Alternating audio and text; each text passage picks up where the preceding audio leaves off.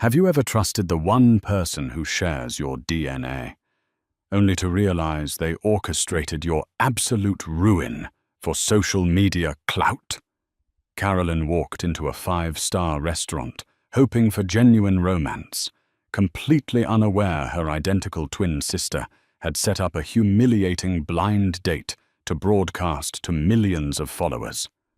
But her cruel sister failed to account for the quiet, lethal man sitting at the adjacent table. A Mafia boss didn't just stop the joke. He violently rewrote the punchline. Rain lashed against the foggy windowpane of Carolyn Abernathy's modest downtown apartment, blurring the neon streetlights into streaks of electric blue and crimson. She stood before her full-length mirror, her hands trembling as she smoothed the fabric of her emerald green wrap dress. At 260 pounds, Carolyn had spent most of her 26 years navigating a world that constantly reminded her she took up too much space. Society had conditioned her to apologize for her body, to hide in oversized sweaters and dark, receding colors. But tonight was supposed to be different. Tonight, she wanted to be seen. Her identical twin sister, Cleo, had convinced her to take a chance.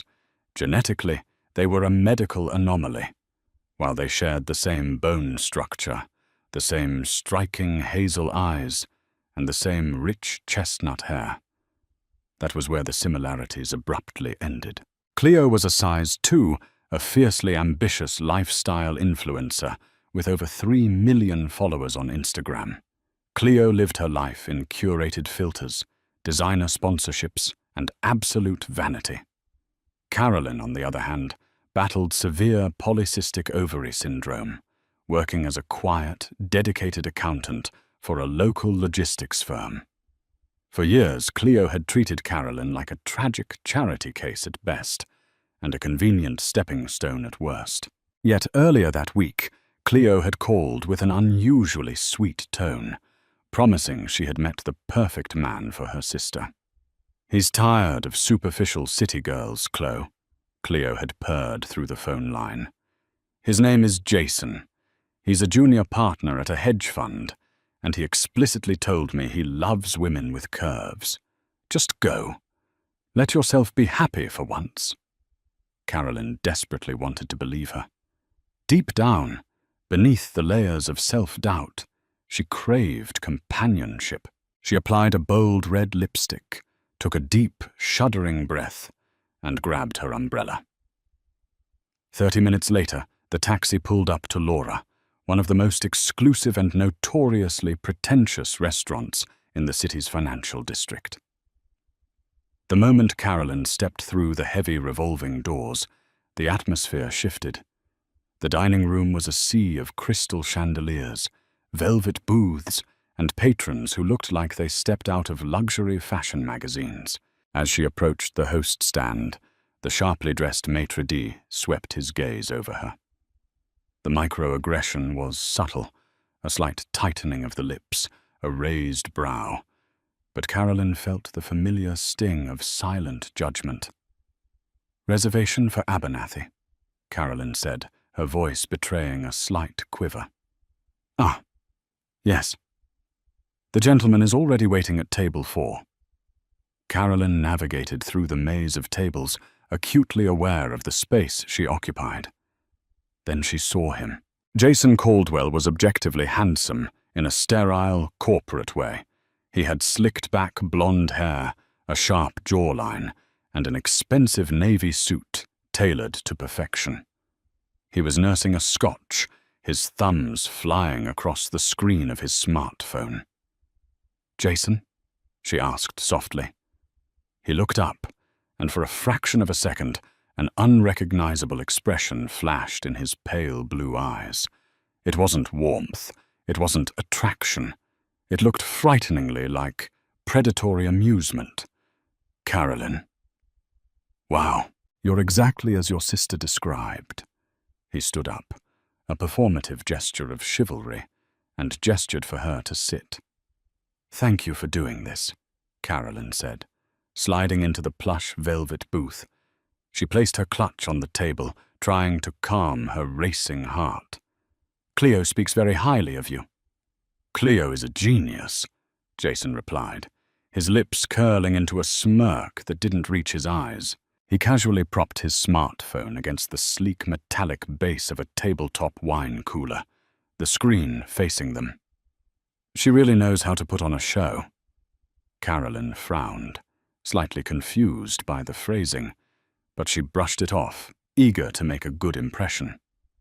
"So Cleo mentioned you work in finance?" For the next 20 minutes, the conversation dragged on, punctuated by Jason's bizarre, passive-aggressive remarks. When the waiter arrived to take their order, Carolyn nervously eyed the menu. Before she could speak, Jason intervened. "I'll have the 20-ounce dry-aged ribeye, rare," Jason told the waiter.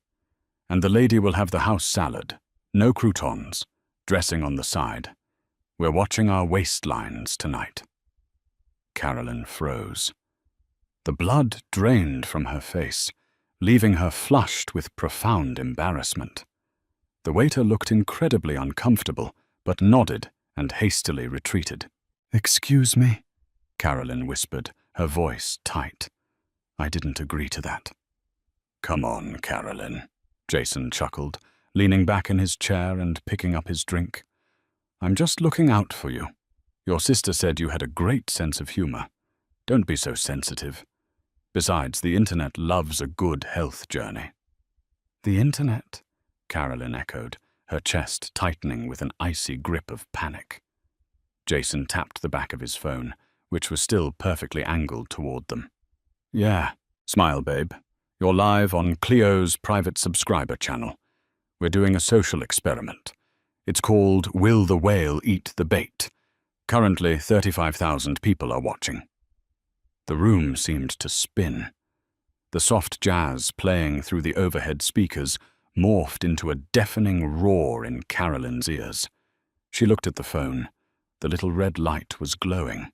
Her twin sister, her own flesh and blood, had orchestrated this entire evening just to broadcast her humiliation to an audience of paying subscribers. Cleo had weaponized Carolyn's deepest insecurities for engagement metrics. "You're disgusting," Carolyn breathed out, tears violently stinging the corners of her eyes. She grabbed her clutch and tried to slide out of the booth, but Jason was faster. He reached across the table, his hand clamping down on her wrist with bruising force. "Hold on, the show isn't over. We need the dramatic exit. Let me read some of these comments first." He squinted at the screen. "User hate to see," it says.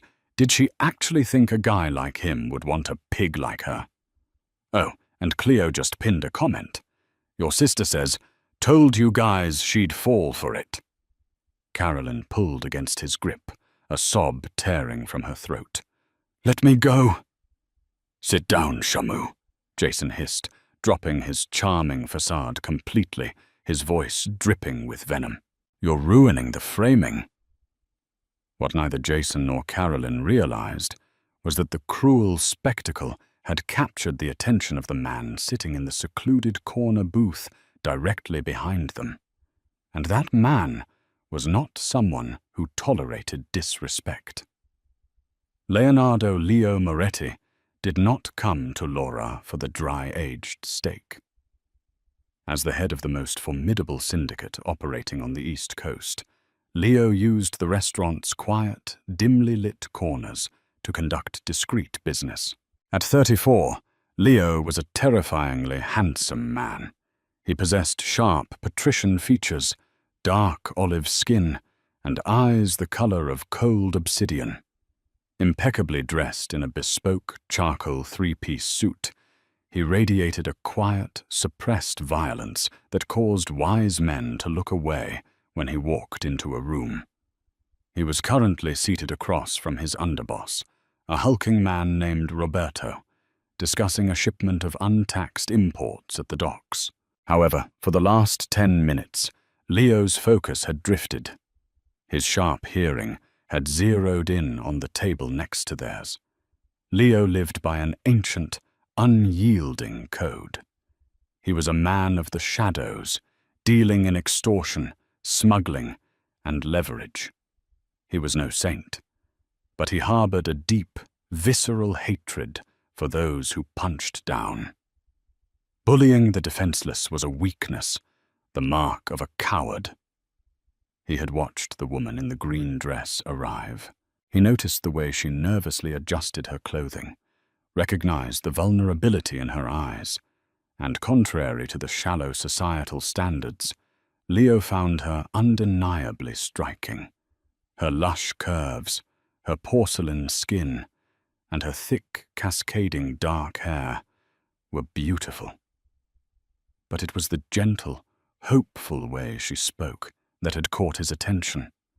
Then he heard the man. He heard the order for the salad. He saw the phone propped against the wine cooler. He listened as the arrogant frat boy type dropped the charming act and revealed the live stream. When Jason clamped his hand over Carolyn's wrist and called her a pig, the temperature in Leo's corner of the room seemed to drop below freezing. Roberto, noticing his boss's deadly silence, stopped mid-sentence. "Boss, we have a problem." Leo didn't answer. He slowly unbuttoned his suit jacket, folded his linen napkin, and placed it neatly on the table. "I despise vermin, Roberto," Leo murmured smoothly, "especially loud ones." At table 4, Carolyn was frantically trying to pry Jason's fingers off her arm. The humiliation was an agonizing physical weight crushing her chest. The other patrons in the restaurant were beginning to stare, whispering behind their wine glasses, but no one intervened. They simply watched her drown. "I said sit down," Jason growled, squeezing tighter. "We have to hit 50,000 viewers before I dump you. That was the deal I made with Cleo." Suddenly, a large, deeply tanned hand reached down and gripped Jason's wrist.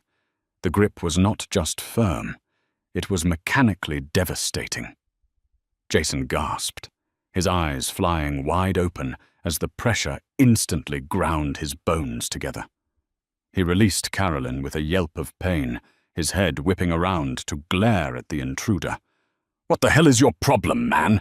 Let go of me!" Jason spat, though his bravado wavered as he looked up into Leo Moretti's dead black eyes. "You are causing a scene," Leo stated. His voice was not loud. It was a smooth, low baritone, laced with a heavy Italian accent, but it carried the weight of a judge passing an execution order. "I'm filming a stream. Mind your own business." Jason tried to yank his arm back, but Leo's grip only tightened, eliciting a pathetic, high-pitched whimper from the finance bro. Carolyn sat frozen, her hand cradling her bruised wrist. She stared up at the towering man who had materialized out of thin air. He looked like an angel of death wearing a Rolex. Leo ignored Jason struggling. With his free hand, he calmly reached over and picked up the smartphone. He looked at the screen, watching the endless stream of cruel comments scrolling by, fueled by Carolyn's twin sister. Disgust curled the corner of his mouth. "Hey, put that down. That's an expensive—" Leo didn't blink. He effortlessly snapped the smartphone in half with one hand. The sharp crack of the screen, shattering, echoed through the dining room. Sparks fizzled from the broken battery as Leo casually dropped the destroyed pieces of technology into Jason's half-empty glass of scotch. "My phone!" Jason shrieked, his face turning an ugly shade of purple. "Do you know who I am? I'm going to call the cops. I'll sue you for assault." Leo finally released Jason's wrist, violently shoving the man's arm back toward him. He leaned down, placing both palms flat on the white tablecloth, bringing his face mere inches from Jason's. "Call them," Leo whispered softly, a terrifying smile playing on his lips. "Tell them Leonardo Moretti broke your toy. But before you do, understand this. If you ever speak to this woman again, if you ever look in her direction, or if you even breathe the same air as her, I will not break your phone. I will break every finger on your hand, one by one, and feed them to the stray dogs in the alley. Do we have an understanding, little boy?" Jason's face drained of all color.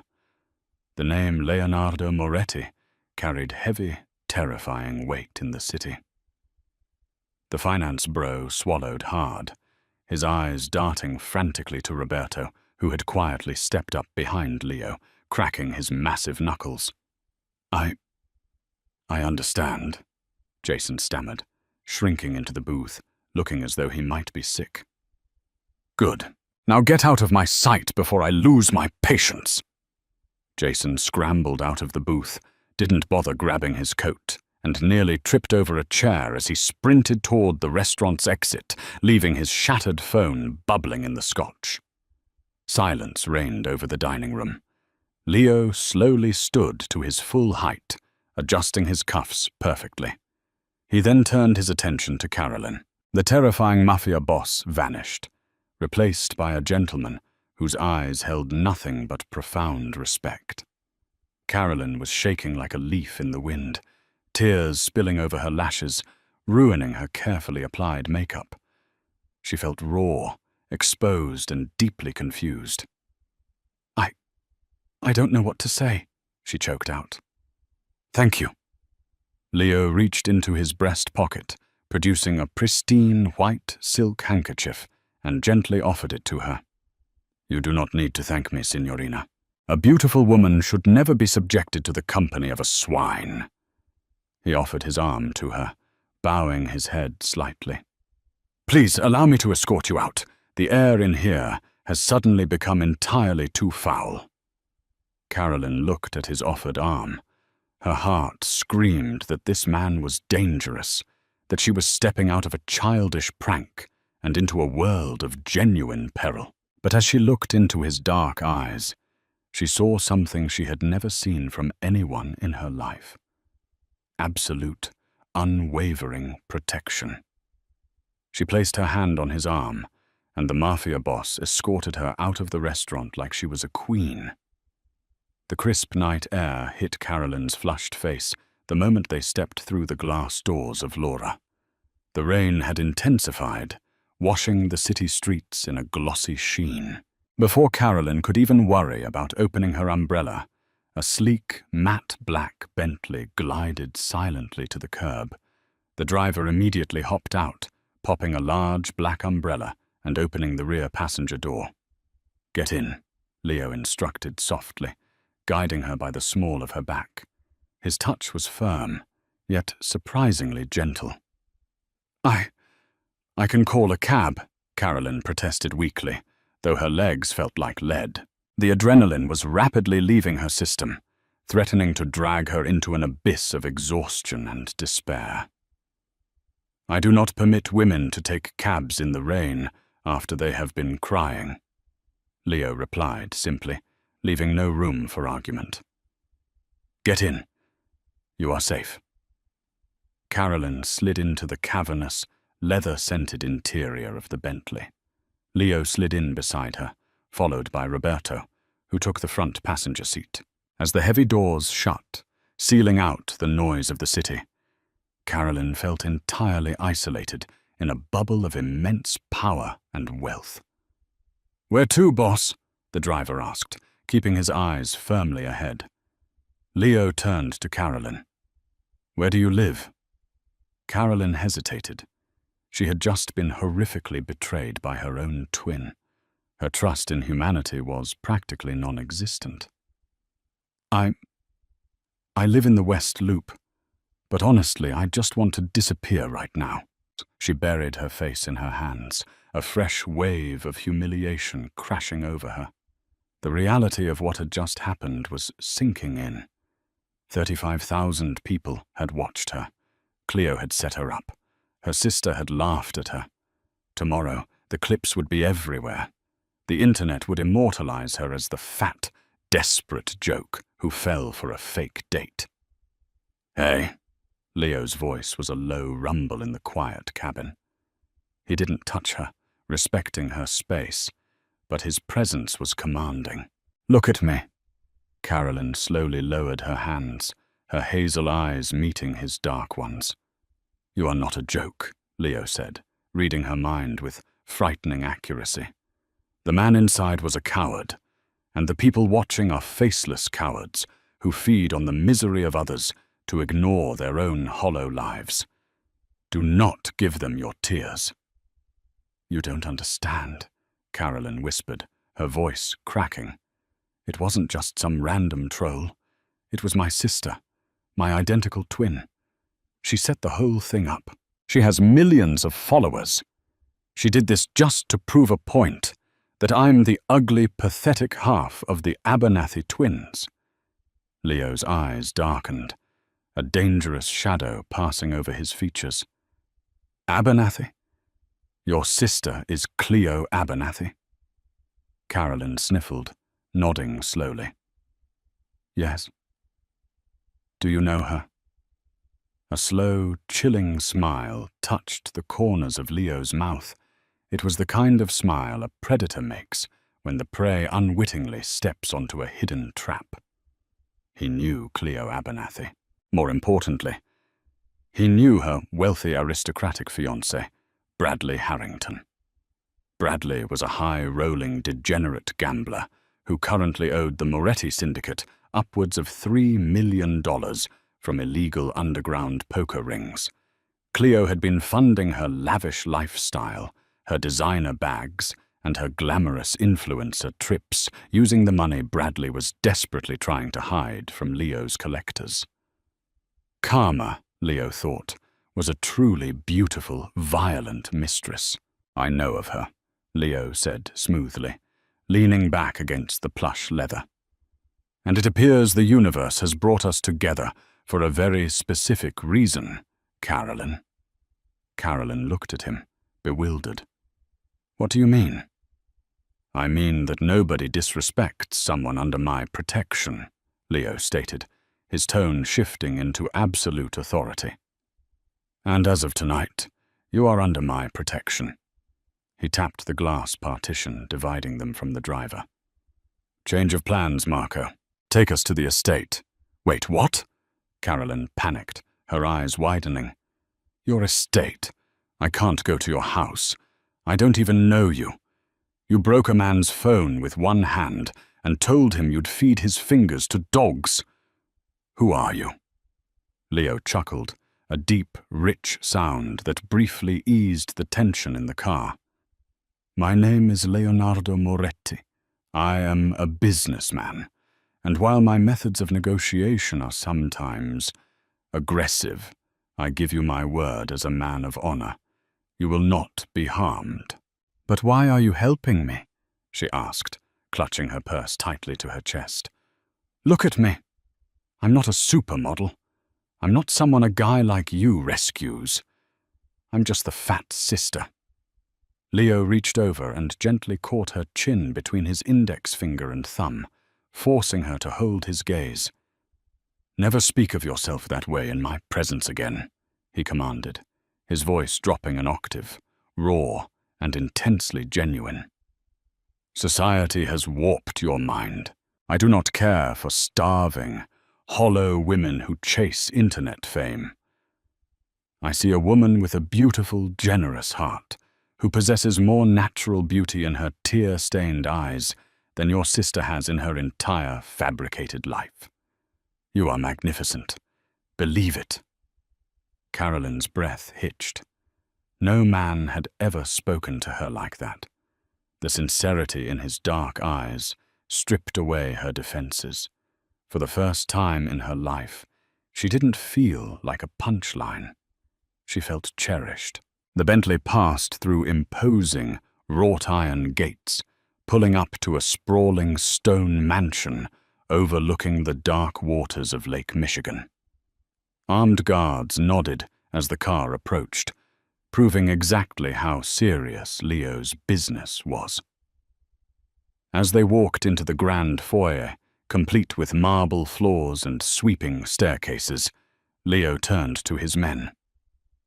Roberta, I want you to locate Bradley Harrington and bring him to the warehouse. Tell him his debt is being called in early. And Marco, get our tech team to scrub that live stream off the internet entirely. Threaten the server hosts if you must. I want no trace of it by dawn. Yes, boss, the men chorused, disappearing into the shadows of the mansion. Leo turned back to Carolyn, his expression softening as he looked at her standing nervously in his massive hallway. Have you eaten? Carolyn shook her head. No, I wasn't allowed. A muscle feathered in Leo's jaw as he suppressed his rage at the memory of the salad. Come. My chef has gone home for the evening, but I am quite capable in the kitchen. Tonight you will eat a real meal. You will drink good wine. And tomorrow, Carolyn Abernathy. We are going to teach your sister the true meaning of humiliation. Carolyn followed him toward the sprawling gourmet kitchen, her heart pounding a frantic rhythm. She had walked into Laura, expecting a nightmare, but as she watched the most dangerous man in the city tie an apron over his bespoke trousers just to cook her a meal, she realized the night had birthed something far more profound. The internet thought they had witnessed the destruction of Carolyn Abernathy, but in reality, they had just awoken a monster who would burn the world down to keep her safe. And Cleo's perfect, curated life was directly in the crosshairs. Sunlight streamed through the floor-to-ceiling windows of the palatial guest suite, casting a warm, golden glow over the massive California king bed. Carolyn stirred, the high-thread count silk sheets pooling around her waist. For a brief, blissful second, she forgot the horrors of the previous night. Then the memories rushed back.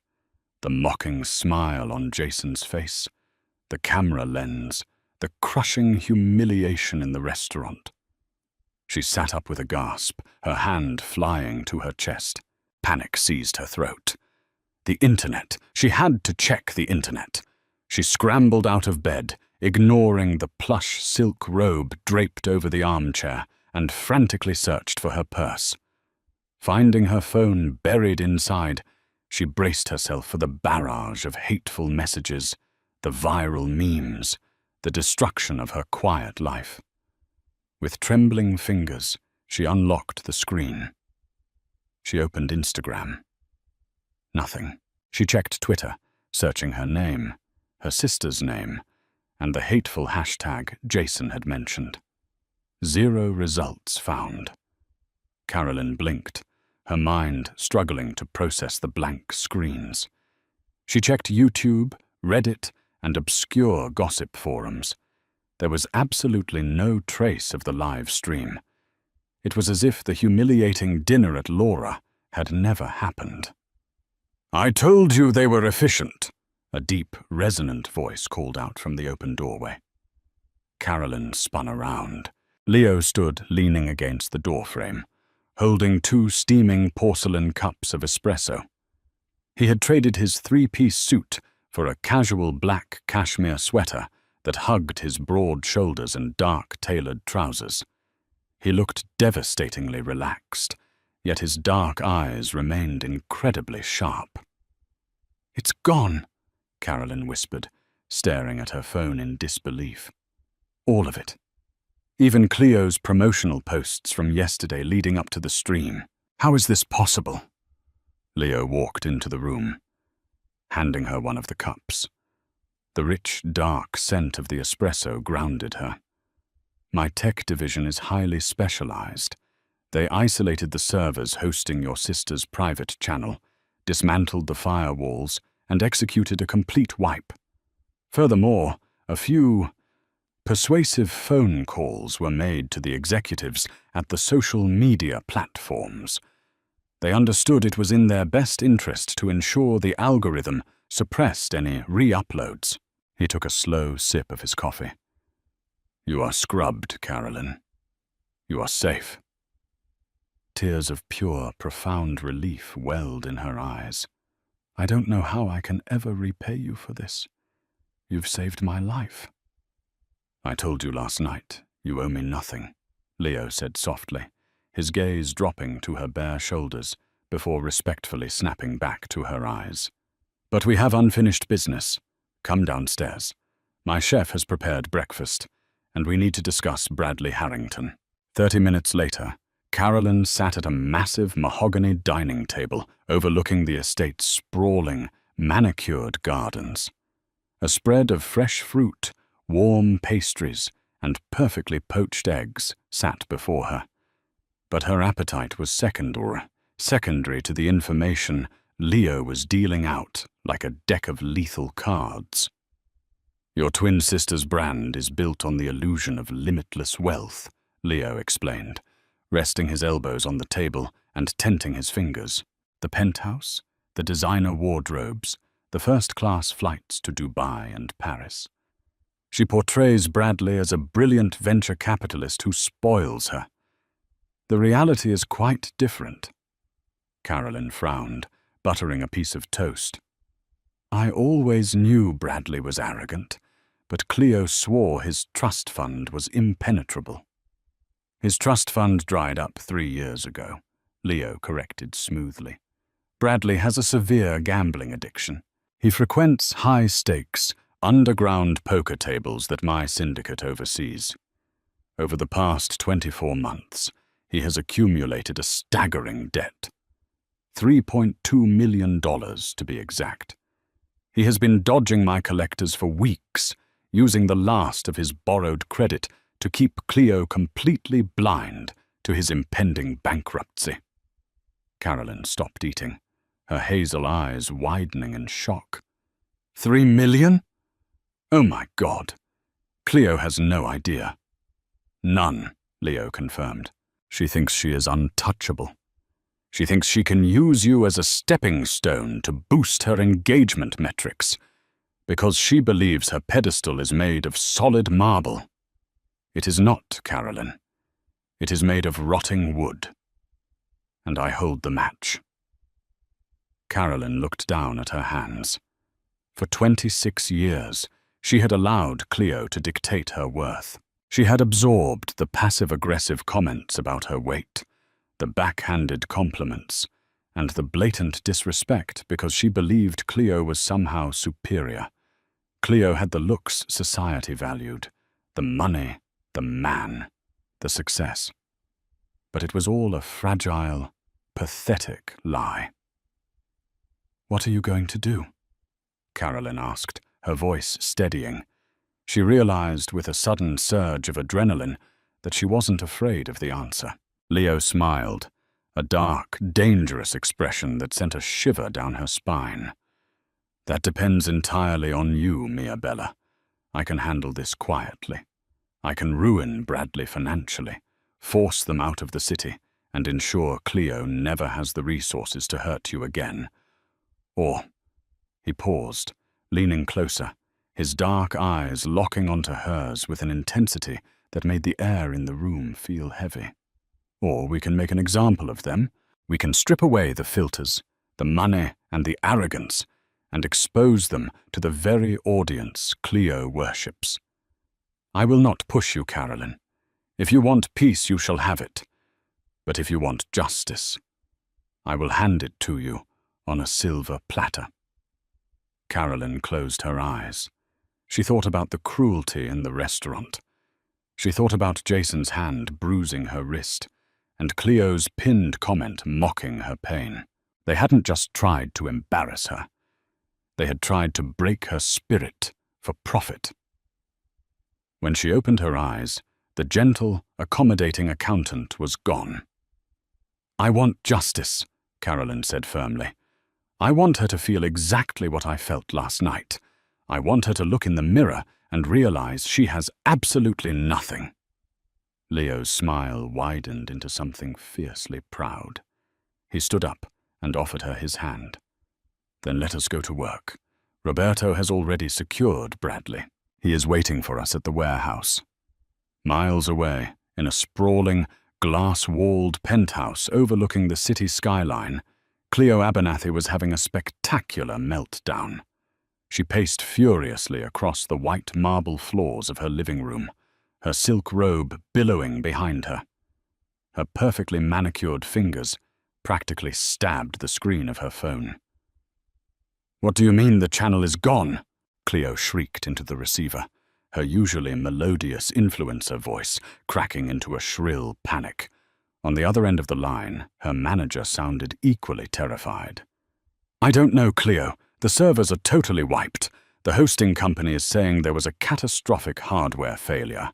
Not only is last night's stream gone, but your entire subscriber database has been corrupted. We've lost the emails, the billing info, everything." "Fix it!" Cleo screamed, hurling a decorative velvet pillow across the room. "Last night was pure gold. The engagement was off the charts. People love a train wreck, and Carolyn was playing the pathetic fat girl perfectly. Jason was a genius. We were supposed to clip it for TikTok today." "Cleo, you need to listen to me," her manager interrupted, his voice dropping to a harsh whisper. "It's worse than just the channel. I got a call from Lumiere Cosmetics an hour ago. They're pulling your sponsorship."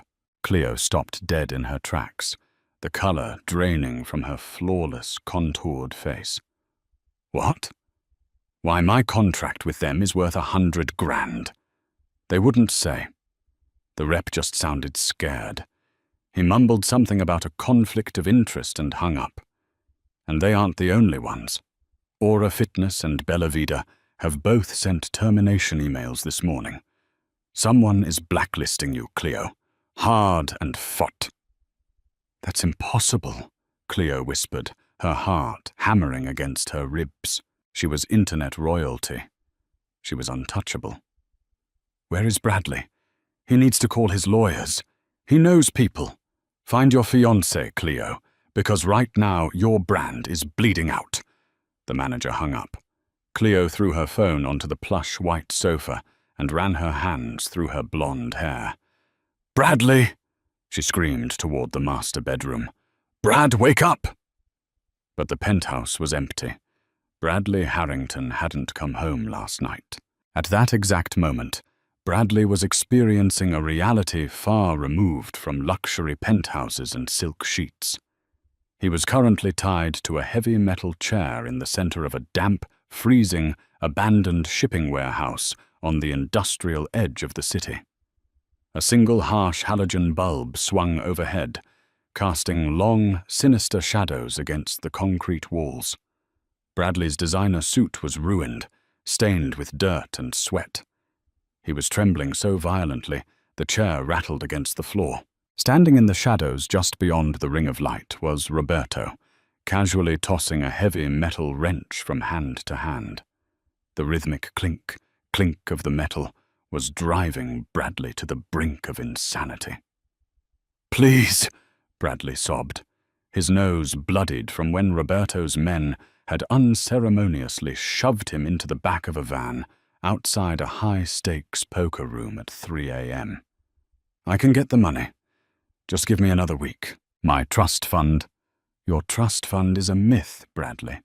A smooth, chilling voice echoed through the cavernous space. Heavy, deliberate footsteps approached as Leo Moretti walked into the circle of light. He was flanked by Carolyn, who walked with a newfound, rigid posture. She wore a sleek black trench coat Leo had provided, her hair pulled back into an elegant knot. She looked commanding, entirely untouched by the trauma Cleo had tried to inflict upon her. Bradley squinted through his swollen eye, confusion mixing with his terror. "Carolyn? What are you doing here? Who are these people?" Leo stepped casually in front of Bradley, looking down at the sniveling man with profound disgust. "Allow me to introduce myself. I am Leonardo Moretti, the man you currently owe $3,250,000. And the woman standing beside me, whom you so casually address, is under my absolute protection." Bradley's jaw dropped. The name Moretti hit him like a physical blow. He knew exactly who held his markers, but he had never met the boss in person. To see him standing next to Cleo's quiet, introverted twin sister broke his brain. "Mr. Moretti," Bradley choked out, tears mixing with the blood on his face. "I swear to God, I have a massive deal closing. Cleo has a new cosmetics line launching. She makes millions." "Your fiancé," Leo interrupted, his voice cutting through the damp air like a razor, "currently has 0 sponsors. My men systematically dismantled her income streams this morning. She is, as of this hour, entirely broke, which leaves us with a severe problem regarding your debt." Bradley began to hyperventilate, thrashing against the heavy zip ties binding his wrists to the chair arms. "No, no, no. Please, I'll do anything. I'll work it off. I'll sell the penthouse. Just don't kill me. Please, I'm begging you." Carolyn watched the man who constantly mocked her weight behind her back completely break down into a pathetic, weeping mess. The contrast between Bradley's fake bravado on Instagram and this sniveling reality was startling. She felt no pity. Leo leaned down, resting his hands on his knees so he was eye level with the terrified gambler. "I do not want your penthouse, Bradley. I want your complete, undeniable obedience. If you do exactly as I instruct tonight, your debt will be forgiven in its entirety. You will walk away with your life, though entirely penniless. If you deviate from my plan by a single syllable, Roberto will ensure you never walk anywhere again." Roberto stepped forward, the metal wrench rapping solidly into his massive palm. Bradley nodded frantically, his blonde hair plastered to his sweaty forehead. "Anything! I swear, anything! What do you want me to do?" Leo reached into his coat pocket and withdrew a burner phone, pressing a sequence of numbers before holding it up to Bradley's face. "You are going to call your beautiful fiancée," Leo instructed, a dangerous, dark amusement dancing in his obsidian eyes. "You are going to tell her that you have secured a massive private investment to save her brand. You will tell her to wear her finest dress and meet you tonight at the private dining room of Laura for a celebratory dinner." Bradley swallowed hard, his eyes darting between Leo and Carolyn. He finally realized what was happening. This wasn't just about money. This was an execution of Cleo's social standing. He was being used as the bait. "And if she asks where I've been?" Bradley whispered. "Tell her you are securing her future." Carolyn stepped forward, her voice surprisingly steady, echoing in the cold warehouse. "Tell her she's going to be the star of the show tonight, just like she always wanted."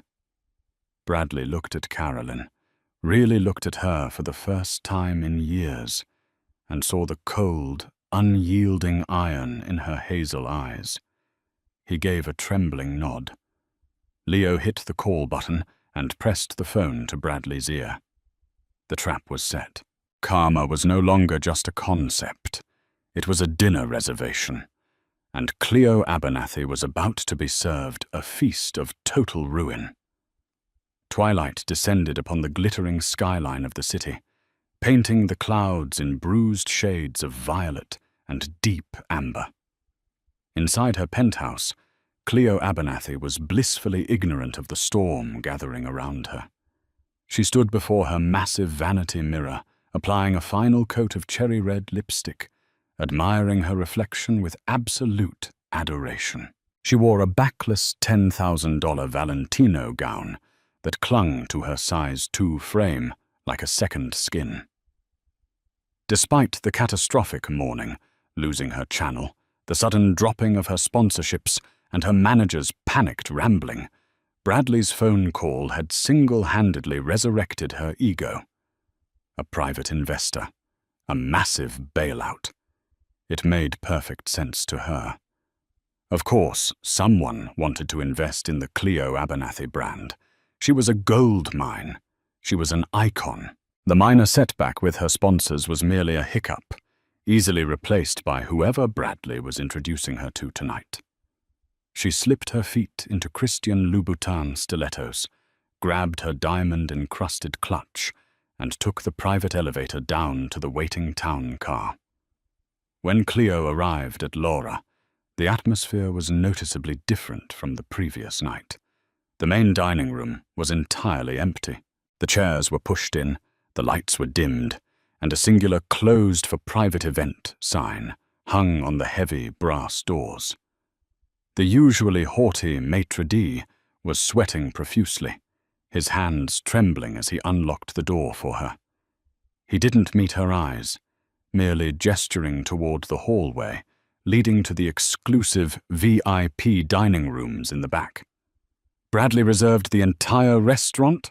Cleo asked, a smug, triumphant smile spreading across her perfectly contoured face. "He really does know how to apologize for leaving me hanging this morning." The maitre d' swallowed hard but remained silent, fleeing back toward the kitchen the moment she stepped past him. Cleo adjusted her posture, perfected her most charming, camera-ready smile, and pushed open the heavy oak doors of the VIP suite. "Darling, I'm here. I hope your investors are ready to be dazzled by—" The words died in her throat, choking her. The VIP room was a masterclass in suffocating tension. The heavy velvet curtains were drawn tight. Seated around the massive mahogany table were not wealthy venture capitalists in crisp suits. At the far end sat Bradley, but he looked entirely unrecognizable. His face was a patchwork of purple bruises, his lip was split, and his expensive tailored suit was stained with dirt and sweat. He was shivering violently, his eyes darting to Cleo with a mixture of profound terror and desperate apology. To his right sat Jason Caldwell. The arrogant finance bro from the night before was slumped in his chair, pale as a ghost, nursing a heavily bandaged right hand and weeping silently into a linen napkin. But it was the head of the table that completely paralyzed Cleo. Sitting in the plush leather armchair, exuding the dark, terrifying aura of an apex predator, was Leonardo Moretti. He was dressed impeccably in a midnight blue suit, casually swirling a glass of Barolo wine, and sitting directly beside him, looking radiant, commanding, and absolutely untouchable in a custom-tailored burgundy evening gown, was Carolyn. Cleo's pristine facade cracked. Her eyes darted wildly around the room. "What is this? Carolyn, what the hell are you doing here? Bradley! What happened to your face? Who are these people?" "Take a seat, Cleo," Carolyn said. Her voice was unrecognizable. It held none of the timid, apologetic waver that Cleo was used to. It was smooth, hard, and laced with absolute authority. "I am not sitting down!" Cleo screeched, her pitch elevating to an untold shrill tone. "Bradley, get up! We are leaving! I don't know what kind of sick joke this is, but I will not be a part of it." She turned on her expensive heels, reaching for the heavy brass door handle. Before her fingers could brush the metal, the door clicked, locking from the outside.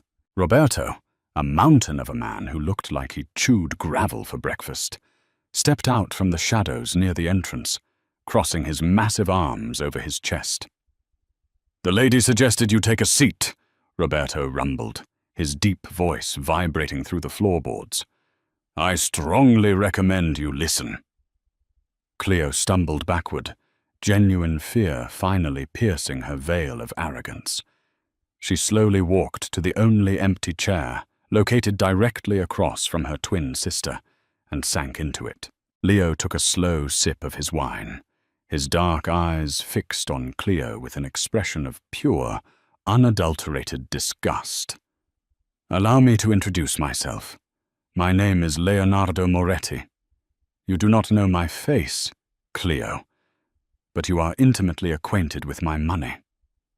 Cleo blinked, her mind racing to connect the dots. I don't know what you're talking about. I make my own money. I'm an influencer. Leo let out a low, chilling chuckle. You were an influencer. Until this morning. You see, your fiancé here has a rather unfortunate habit of betting on the wrong poker hands. Over the last 2 years, he has accumulated a debt of over $3 million to my syndicate. That penthouse you live in, the designer gowns, the first-class tickets, they were not funded by Bradley's mythical trust fund. They were funded by stolen credit, leveraged against the money he owes me. Cleo snapped her head toward Bradley, her perfectly manicured nails digging into the armrests. Bradley, tell me he's lying. Tell me right now. Bradley couldn't even look at her. He stared at his trembling hands, tears spilling over his bruised cheeks. I'm sorry, Cleo. I'm so sorry. I lost it all. We have nothing. You pathetic loser, Cleo screamed, lunging forward, but Roberto placed a heavy hand on her shoulder, forcing her brutally back into her seat. Enough, Leo commanded, his voice barely above a whisper, yet it silenced the room instantly. You do not get to be outraged, Cleo. You are a parasite who has fed on the suffering of the only person in this world who genuinely cared for you. Leo reached across the table, gently taking Carolyn's hand in his. He kissed her knuckles, a gesture of profound respect that made Cleo's eyes widen in disbelief. You thought it was amusing to humiliate my woman, Leo continued, his voice dropping into a deadly, freezing register. You thought you could throw her to the wolves for a few thousand likes on the internet. But you miscalculated. You threw her into my arms. And in doing so, you sealed your own absolute destruction. Cleo stared at the intertwined hands of her overweight, pathetic sister, and the breathtakingly handsome, terrifyingly powerful billionaire mafia boss. Jealousy, hot and venomous, flared in her chest. Your woman, Cleo spat, trying to salvage any scrap of superiority. Carolyn, you have to be kidding me. Look at her. She's fat. She's a joke. I set her up with Jason because that's exactly what she deserves. I'm the beautiful twin. I'm the one who gets the luxury lifestyle. Carolyn didn't flinch. She didn't cry. The old Carolyn would have shattered into 1,000,000 pieces at those words, but sitting beside Leo, shielded by his unwavering belief in her, she realized something profound. Cleo wasn't beautiful. Underneath the expensive makeup and the designer dress, Cleo was entirely hollow, rotting from the inside out.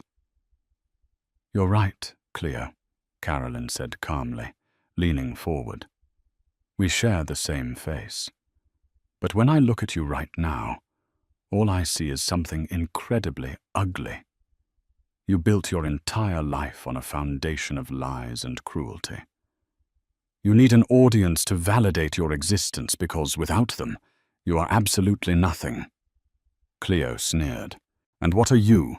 A mobster's charity case. You think he actually wants you. He's using you to get to Bradley. Leo's eyes darkened ominously. He snapped his fingers. Immediately, Roberto walked over to the heavy velvet curtains behind Cleo and yanked them open. Behind the curtains, an elaborate array of professional broadcasting equipment was set up. High-definition cameras on tripods, ring lights, and a massive flat-screen monitor that was currently split into 2 feeds. One side showed a crystal-clear, live, multi-angle view of the VIP room, focused squarely on Cleo's terrified, sneering face. The other side showed a rapidly scrolling chat box. At the top of the monitor, a number was ticking upward at an impossible speed. 3.2 million viewers. Cleo's breath hitched. She recognized the interface. It was her public Instagram account. "What is this?" Cleo gasped, her heart hammering a frantic rhythm against her ribs. "You love the internet so much," Leo said smoothly, leaning back in his chair. "You love performing for your audience, so I had my tech team restore your main account. They sent out a mass push notification to your 3 million followers, alerting them to an exclusive, unscripted live confession. We went live the moment you walked through those doors."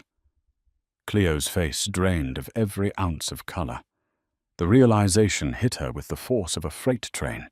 They had heard everything. Her millions of followers, the gossip blogs, the remaining brand sponsors, the high society peers she worshipped. They had heard Leo expose her fake wealth. They had heard Bradley confess to gambling away millions of syndicate money. And worst of all, they had heard Cleo viciously, unapologetically insult her own sister, revealing her true, hideous personality to the world. She turned her panicked gaze to the monitor. The chat was a blur of absolute outrage. User Cosmopolitan Queen. "OMG, she is totally broke. Her whole life is a lie." User Fit Life. "Danny, I can't believe she set up her own sister like that. What a monster." User Brand Rep _ Lumiere. "We are officially drafting a public statement distancing ourselves from Ms. Abernathy." User Gossip Hound. "Wait, did she just admit to dating a mob-indebted gambler for his fake money? This is wild. Cancelled." "Turn it off," Cleo shrieked, lunging from her chair toward the cameras. But Roberto easily intercepted her, pushing her back into her seat like she weighed nothing. "Turn it off right now. You're ruining my life. You're destroying my brand." "Your brand was an illusion," Carolyn said softly, the finality in her voice ringing loud and clear over the microphone feed. "Your life was a lie. You wanted to make me a joke, Cleo? Congratulations. Now the entire world is laughing at you." Jason Caldwell, still sobbing quietly in his chair, tried to cover his face from the camera lens. His career in finance was over. No hedge fund would ever hire a man caught on a live stream associating with underground mob debts and public humiliation tactics. Leo stood up, buttoning his suit jacket. He looked down at Cleo, his expression entirely devoid of mercy. "The stream will end in 60 seconds, Leo announced to the room, though his words were broadcast to the millions watching. "Bradley. Cleo.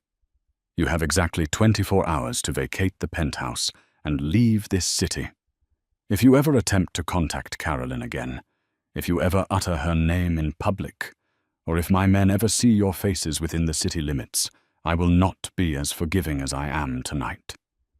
Your debts are forgiven, Bradley, but your lives here are permanently over." Leo turned to the camera operators and gave a sharp nod.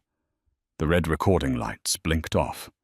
The screens went black. The silence that followed was deafening. Cleo slumped in her chair, her face buried in her hands. Her carefully curated empire reduced to absolute ashes in less than 10 minutes. She had nothing. No money, no fiancé, no followers, and absolutely no dignity. Carolyn stood up, smoothing the skirts of her beautiful gown. She looked at her twin sister one last time. There was no anger left in her heart, only profound pity. She turned away, slipping her hand effortlessly into Leo's. "Are you ready to go home, Mia Regina?" Leo asked softly, his eyes warming the moment they landed on her. "Yes," Carolyn smiled, her heart lighter than it had been in 26 years. "Take me home, Leo." 6 months later, the city had completely forgotten about Cleo Abernathy. She and Bradley had fled to a small, miserable town in the Midwest, working minimum wage jobs just to afford rent in a run-down apartment, their toxic relationship slowly poisoning them both. Jason Caldwell had been fired, blacklisted from the financial sector, and was currently managing a fast food franchise. But Carolyn Abernathy had blossomed into an empire of her own. The afternoon sun poured into the massive, elegant storefront of Abernathy Confections, an upscale, high-end bakery and patisserie located in the heart of the city's wealthiest district. Carolyn stood behind the glass display cases, wiping flour from her apron, laughing as she handed a complimentary truffle to a regular customer. She was no longer hiding her body. She wore bright, vibrant colors, her curves celebrated by custom-made vintage dresses that perfectly complemented her radiant confidence. The bell above the bakery door chimed, and the temperature in the room seemed to shift. Leo walked in, flanked discreetly by his men who waited outside on the sidewalk. He looked terrifyingly handsome in a bespoke black suit, drawing the stares of every woman in the shop, but his eyes were fixed solely on the beautiful, curvy woman behind the counter. Carolyn's face lit up. She handed her apron to her assistant manager and walked around the counter, practically flying into Leo's open arms. He caught her effortlessly, spinning her around and pressing a deep, passionate kiss to her lips, entirely indifferent to the audience. "You're early," Carolyn whispered against his mouth, a blush rising to her cheeks. "I missed my wife," Leo murmured, setting her down but keeping his hands firmly wrapped around her waist. He glanced at the diamond wedding band glittering on her left hand, a matching pair to his own. "And the yacht is fueled and waiting. 2 weeks in the Amalfi Coast.